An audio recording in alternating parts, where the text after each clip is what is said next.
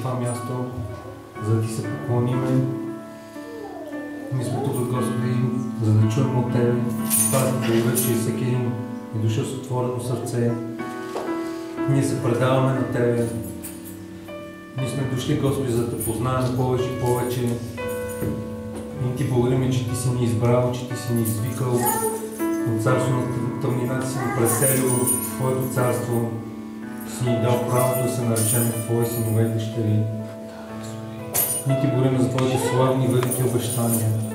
Ние Ти благодарим, Господи, за това, че всеки един от това място Ти си ни познал преди още, Господи, да се родиме на тази земя и Ти си вложил в нас скъпоценни неща, част от духа си. Ти си ни дал, Господи, дарби таланти и си ни събрал на това място сега. И ние Ти благодарим за Твоя план. Ние Ти благодарим за Твоя план за всеки един от нас.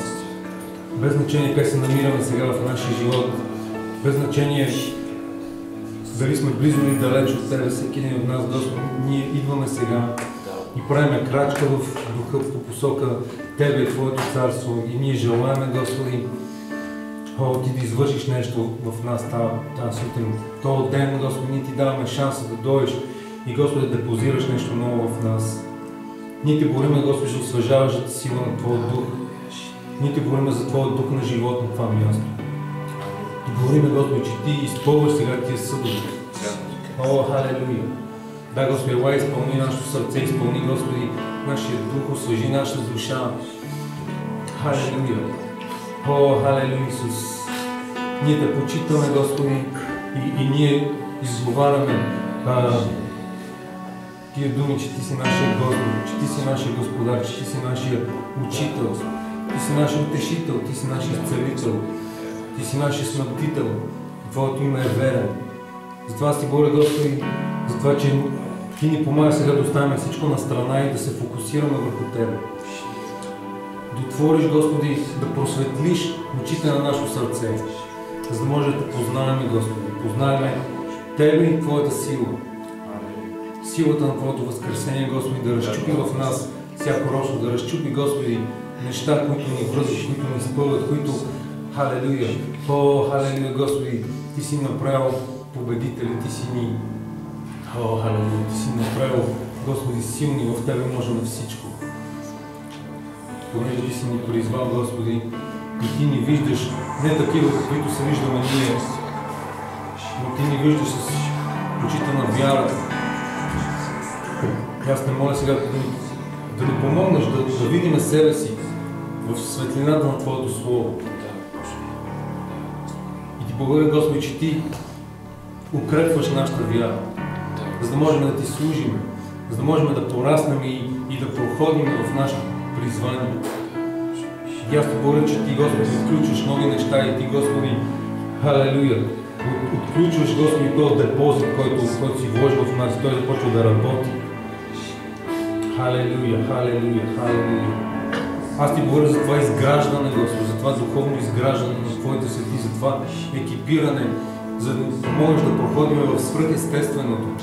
Да не сме хора, които се бориме в естествено, се опитваме в наша сила да вършим духовни неща. Понеже извън Тебе ние не можем нищо. Аз Ти благодаря, че Ти ни помагаш, халелуя, не само да вкусим и да знаем, че Ти си благ, но, Господи, да проходим в тази сила. О, халелуя! И да ни научиш как да използваме цялото това духовно снаряжение, което си ни дал срещу силите на мрака, да ни направиш ефективни. Халелуя! Не само за своя си живот, не само да се оправяме в нашите неща, да можем, Господи, да протегнем ръката си и да се погрижим за хората около нас. Да видим, Господи, всички тия нужди, не само в нашия живот, но в този свят, който отчаяно се нуждае от Тебе. И да бъдем, Господи, да бъдем Ти инструменти в Твоите ръце, с които Ти вършиш чудеса и знамения, да бъдем, Господи, Твоето тяло на земята, което изцелява болни, освобождава, храни и, Господи, утвърждава Твоя престол на правилност и святост в това поколение. Халелуя! Затова Ти благодаря, Господи, за този ден, за този шанс и това, което правиш лично за всеки един на това място. Аз ти говоря, че ти разширяваш нашите сърца, Господи. Разширяваш, Господи, и Господи, разчупваш твърди места в нашата душа. И Господи, всеки един, аз ти говоря, че го правиш глина и свързваш уникално, Господи, кост с коста, плът с плътта и правиш, Господи, от това събрание един юнит, който е, Господи, една общност, който, Господи, знае и разбира своето помазание, своя призив и Ти, Господи, свързваш хората уникално, за да могат, Господи, да Ти служат не само поединично, но заедно, да бъдат, Господи, семейство, да бъдат, Господи, едно свидетелство за това, че Ти си жив. Халелуя! Ние Ти благодарим в името на Исус. Амин.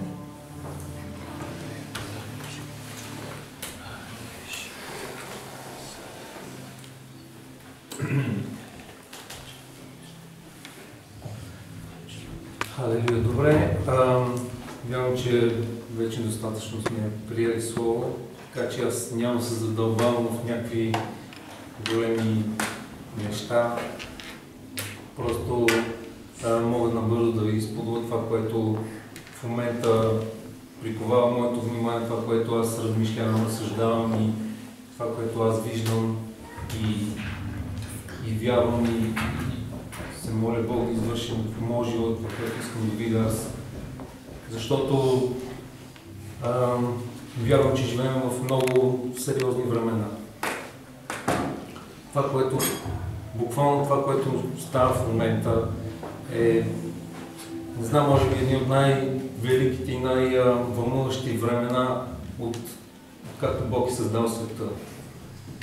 Скоро аз поделих някъде, че преди когато бях малък, още дете и тинейджър и четях всички тия вълнуващи истории, понеже имам желание и имах така интерес към историята. И не знам колко от вас сте чели тия в началото приказки, след това дори романи и такива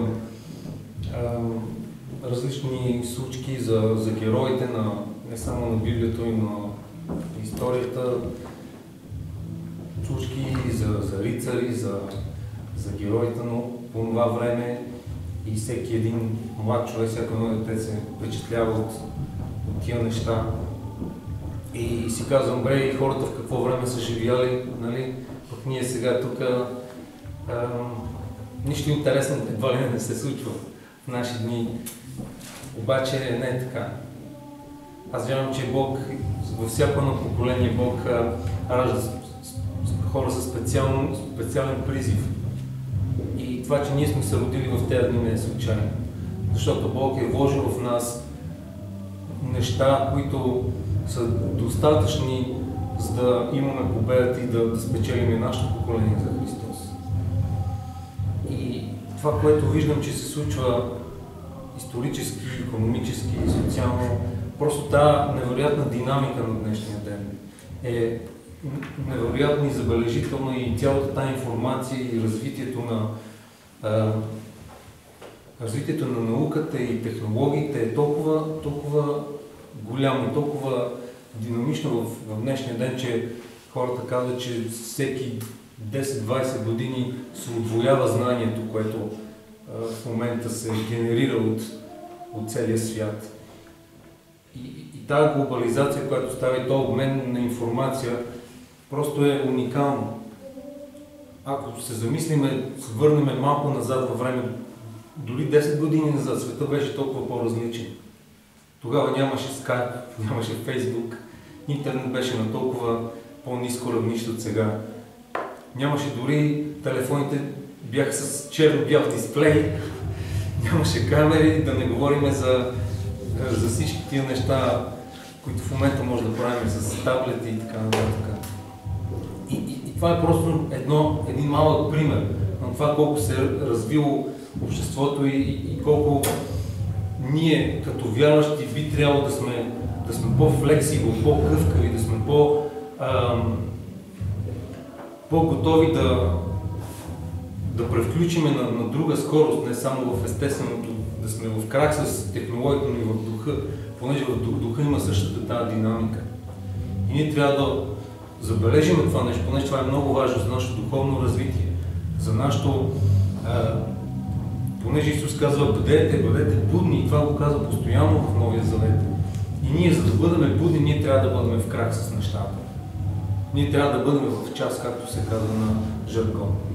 А за да бъдем в час, първо ние трябва да държиме духа си буден и също така душата си и ние имаме тази отговорност, която не е задължително, но ние, ако желаем да служим на Бога, би трябвало да имаме тази отговорност и тази зрялост. Да бъдем будни. И за съжаление това, което виждам не само в християнските съюзи, но изобщо в обществото е колко хората са небрежни и нехайни за това, което става около нас. И буквално това, което виждаме, че дявола и вече системата, която е отражение на неговото естество, умишлено прави хората да се фиксират върху своите си проблеми, върху този забързан и динамичен живот, за да може хората да са тотално игнориращи целия свят около тях, просто да могат да се занимават с своята забързаност и с своята заетост и да не обръщаме внимание на това какво става. И това е много опасно, мога да ви кажа. Затова аз вярвам, че Бог желая да ни събуди и да ни алармира за нещата, които идват. И е наша отговорност да решиме да отвориме себе си за тия неща.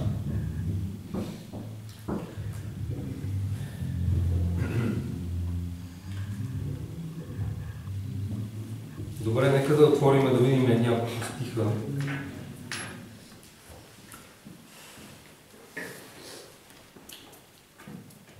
Кой сте да започнем? Значи, нека да отворим на Притчи 8 глава. Притчи 8. Да. 8. Значи, Притчи 8, 13 искам да видим. И тук Словото казва, че Бог говори, казва, страх от Господа да се мрази злото. И снощи си прегледах цялата книга Притчи и Еклесиаст и просто това, което лично аз в момента искам Бог да се занимае с мен, да развие моето чувство за мъдрост.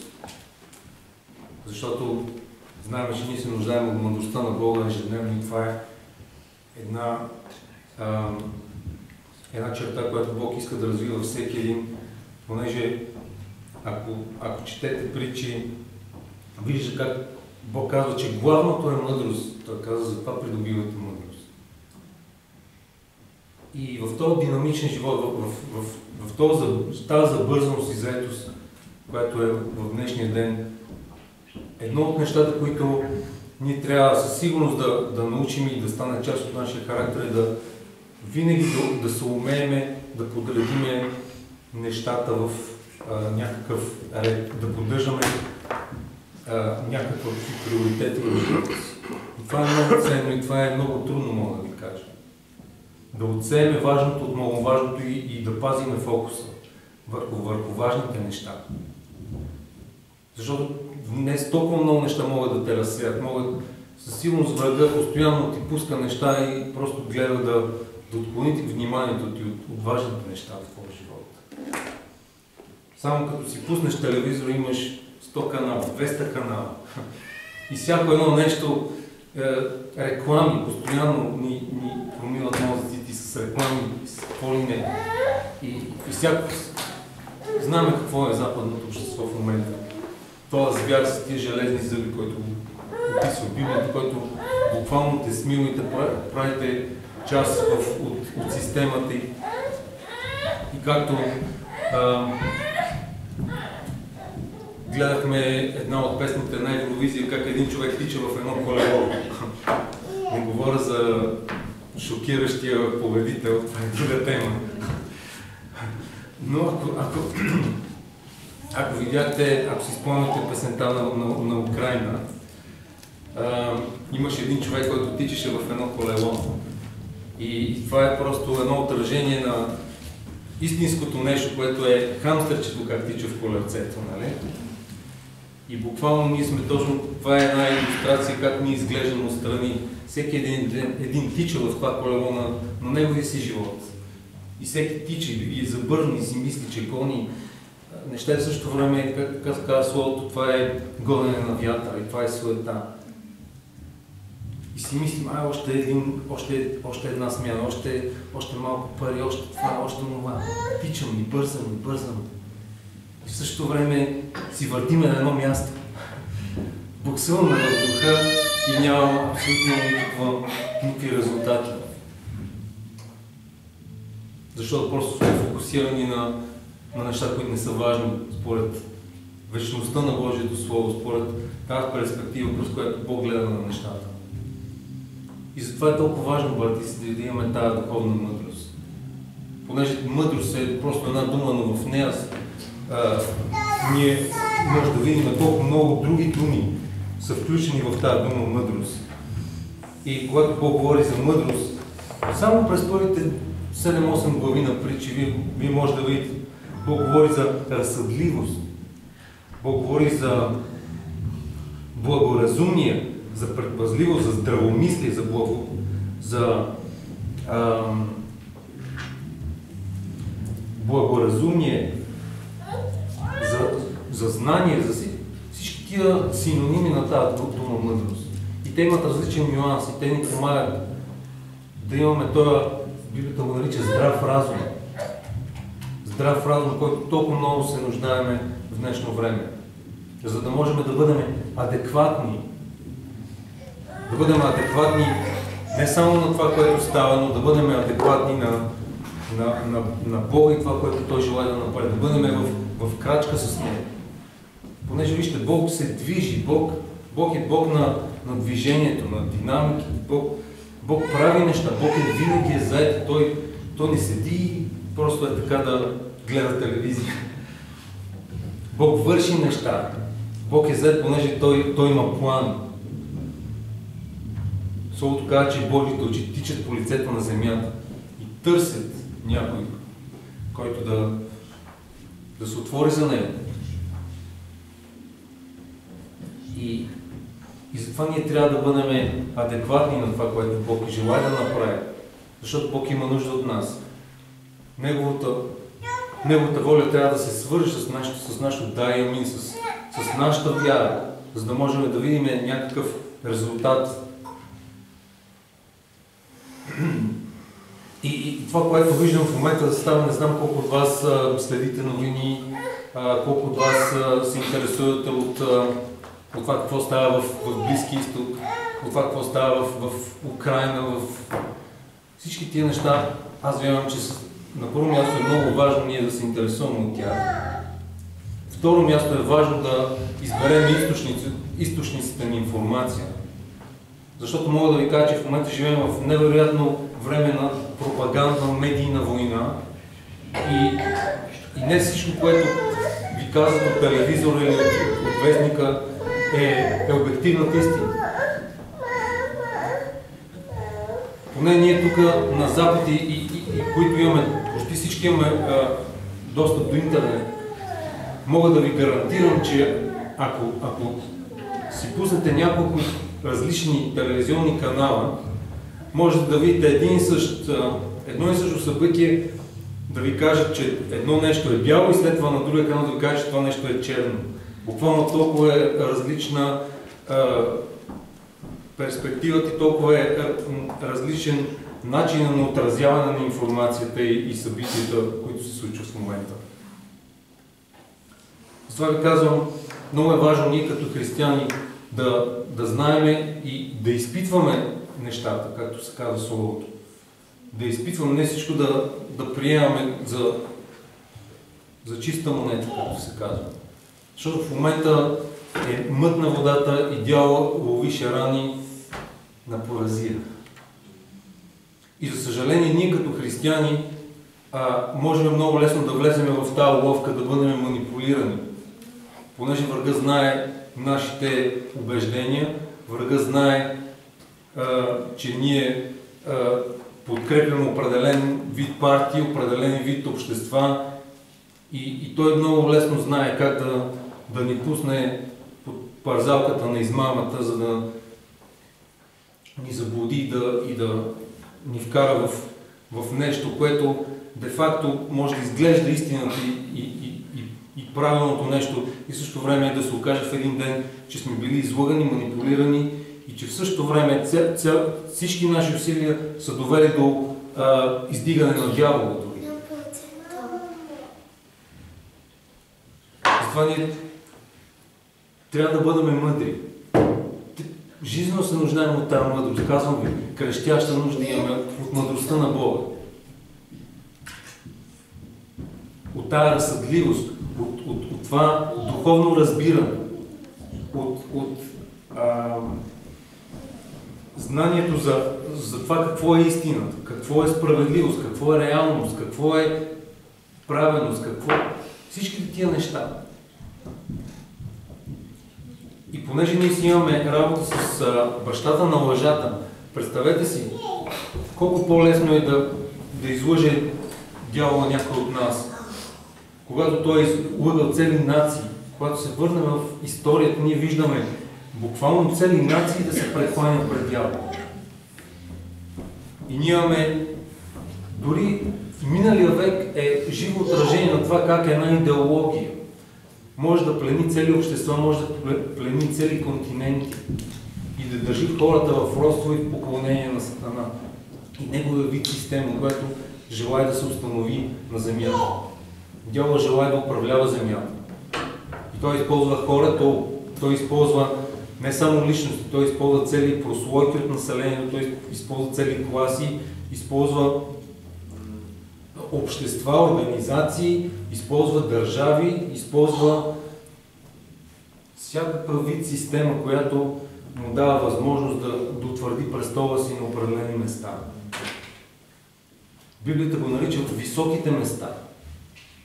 Затова, когато в Стария Завет издигнеше един цар и той казва, този цар беше добър пред Господа, обаче казва, високите места не бяха съборени.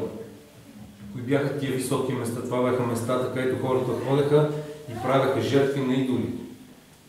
И в този свят имаме различните вид поклонения, различните вид религии. И религия, както каза един човек, всичко вече може да се приеме като религия.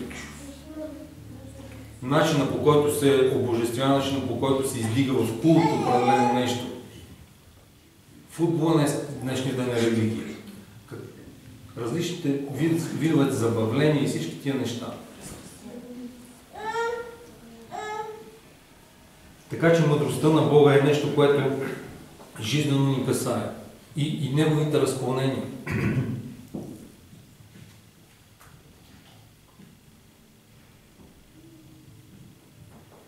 В Притчи 4 глава се казва 7 стих. Мъдростта е главното, затова придобивай мъдрост. Каквото и друго да си придобивал, придобивай разум. Въздигай я и тя ще те въздигне, когато я прегърнеш, ще ти докара слава. И така нататък, и така нататък. В 3 глава се казва, че блажен е онзи, 13 стих, блажен е онзи човек, който е намерил мъдрост и човек, който е придобил разум. Защото търговията с нея е по-изгодна от търговия с сребро и печалбата от нея е по-скъпа от чисто злато. Тя е по-скъпа от безценни камъни, нищо, което би желал ти, не се сравнява с нея. Виждате ли, приятели, тук Бог говори за мъдростта. И както виждаме, мъдростта има страшно много измерения. Мъдростта ще ти помогне да имаш тази разсъдливост, когато си на кръстопът и трябва да вземеш решение. Мъдростта на Бога ще покаже да избереш верния път. Мъдростта на Бога ще помогне да си намериш правилната работа. Мъдростта на Бога ще ти помогне да развиеш способност да организираш своя живот, да водиш здравословен начин на живот, понеже казваме в днешно време начина, по който се храним, начина, по който живеем, нещата, които определят нашето ежедневие, са жизнено важни за нас. Защото хората са немърливи поради начина си на живот и след това се молят за изцеление, когато се набият в ужасни болести и неща, и тогава вече се сещаме за Бога. Затова ви казвам, хора, ние трябва да бъдем мъдри. Как да пазиме здравето си, как да пазиме семейството си, как да пазиме взаимоотношенията си. Това са приоритети, които страшно много ни касаят. Затова трябва да подредиме нашия вътрешен свят, нашата скришна стая, нашия живот, нашата душа да бъде подредена. Бог иска да махне хаос, първо, за да бъдем ние фокусирани, за да може Бог да ни изпи. Въобще да се позиционираме, за да може вече Бог да почне да работи с нас. Аз вярвам, че Бог иска да ни освободи от хаос в нашия живот. Във всичките му форми. Хаосът не знам сега точно, не искам да търся стиха, се казва, че по-добре човек да... Как беше точно, не се спомням. Нещо от сорта беше, че по-добре човек да върши нещо, което вижда, отколкото да преследва неясни желания или нещо от сорта беше притчата. Ние имаме неясни желания, неясни неща, просто по някакъв път си фантазирам и изпадам в някакви такива неща. Словото казва, че мъдрия ясно определя стъпките си и неговите пътища са утвърдени. Ние трябва да имаме план, ние трябва да имаме цели, които са 3, 5, 10 години напред. Трябва да се научим да гледаме пророчески, да гледаме в перспектива за нашия живот. Не просто да живеем според обстоятелствата. Ако изпадне това, ще отида там. Ако дойде това предложение за работа, ми мога да отида примерно някъде, дори да е в чужбина, дори да е на друго място, предлагат ми това нещо и просто е така. Когато дойде възможност в моя живот, аз не казвам веднага да, аз просто дървам се на страна и казвам: Господи, това добре ли е, не е ли добре, каква е? Просто трябва да се научим да преценяме неща, да има и правилна преценка на всичко, което се сблъскваме. Това е мъдростта на Бога. Правилна преценка да имаш за нещата. И това е жизненно важно за нас. И това е отговорно на всеки един. Защото ако имаме това нещо, няма да сме като блъскани от различни течения, като дойде някакъв проблем, да се обадиме на пастора или на някой и да прехвърлиме отговорността на него. Разбирате ли? Аз познавам много хора, които като дойде някакъв проблем и той звъни на служител и казва: какво да направя? Дори аз, когато бях по-млад и изпадам в такава ситуация. Вярвах, че Бог ме призвал да дойде тук, вярвах, че беше Божията воля. Дойдох тук и след 2 седмици просто свършиха ми парите, нямах квартира. Изобщо това, което очаквах, че ще видя тук, беше тотално различно. И се разочаровах, се върнах в България и отивам при пастора и му казвам: пасторе, какво стана тук? Уж беше Божията воля, нещата не тръгнаха. Какво сега да правя? Да се седа ли тук, да се връщам ли? Той вика: не знам. Това викаме, защото не ви Бог да оправи. Разбирате? И тогава аз започнах да се моля и поех отговорно и казах: Господи, аз вярвам, че това е Твоята воля и не ме интересува. И се върна с еднопосочен билет. С $100 в джоба, без квартира, без езика, с еднопосочен билет казах: Божията воля да съм в Англия, да отивам, да съм оправил. И сега, 13 години по-късно, имам семейство, имам деца, имам собствен дом, имам служение, имам бизнес и така нататък. Слава на Бога! Не това, защото аз съм много велик и способен, защото съм бил отворен за Божията мъдрост и съм уповал на Бога и съм И съм знал, че Той е там за мен. Затова ви казвам, мъдростта на Бога е всичко, от което имаме нужда. Ние търсиме пари, търсиме материални неща, но по някакъв път другото нещо се казва, че едно от нещата на мъдростта е, че ще ти докара благоволение. Или хората в света го наричат късмет. Хората в света си казват